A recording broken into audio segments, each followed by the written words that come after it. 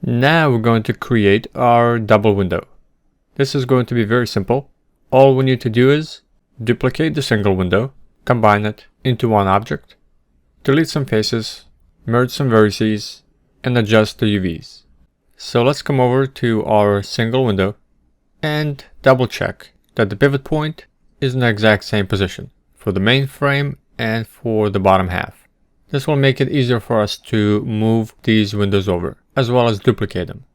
What we need to do now is take the single window, duplicate it, and then move it into position for where the single window will go.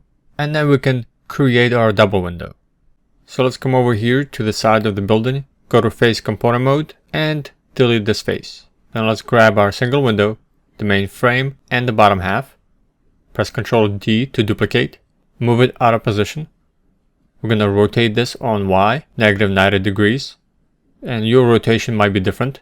You can just start rotating and then just see which rotate value is changing, and then just set it to 90 degrees.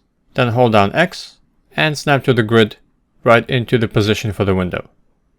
Let's come back to the single window, select the main frame and the bottom half, press Ctrl D to duplicate, and then hold down X to snap to the grid and position the duplicated window right next to it. Now let's select them all and press Ctrl 1 to isolate select. Alright, we got our double windows, but we still need to do some work. I'm going to select the bottom half and raise it up, just so we can see inside the inner frame. Then let's select the two main frames, but not the two bottom halves. Go to Mesh and Combine. We'll combine the bottom halves later. Open up the UV editor so we can work and see our UVs. We want this main front frame to be a single UV shell. That way we avoid having a UV seam running down the middle. So right now the UVs for the duplicated window are overlapping. And we need to select the duplicated window UV shell, move it off to the right, and then sew those two shells together so it becomes one single UV shell. Inside the UV editor, double click on the face to select the UV shell.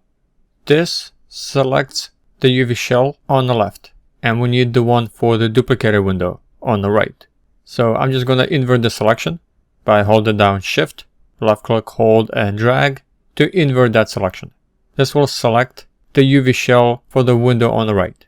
Then just simply move it out of the way. Now let's move this UV shell exactly next to the one on the left. I'm going to modify the pivot so we can easily snap them together. Hold down D, then V, and left click drag the pivot point down to a vertex until it snaps. Then hold down V and drag this UV shell to snap to the one on the left. We'll come back to sew these two shells together in a bit, but right now we have multiple faces on the inside of this window frame that we need to delete. So I'm going to switch over to face component mode and just select these faces on each side and remove them. We don't need them for our double windows. There are overlapping vertices that we need to clean up. 3 at the top and 2 on the bottom. So let's select the ones on the top and merge them. Let's do the same thing for the 2 on the bottom. Merge them as well. And we also have overlapping vertices in the front frame of the window. So I'm going to go through all of them and merge them. Now we can come back to sew the two UV shells for the front. Let's go back to our UV editor, switch over to edge component mode, and I'm going to select these edges in the middle, hold down Shift, right click, hold, and choose sew. The front of the double window is now a single UV shell.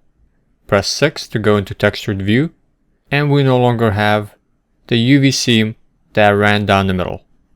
Let's bring everything back. Ctrl 1. Select the two bottom halves. Zero out the translation so they're back in the original position. Then select all the windows, delete history, and freeze transformations. Now if we take a look at our window UVs, everything is overlapping properly. We have shared UVs for the single window and the double window. And at this point we would be ready to duplicate all of these windows around the building.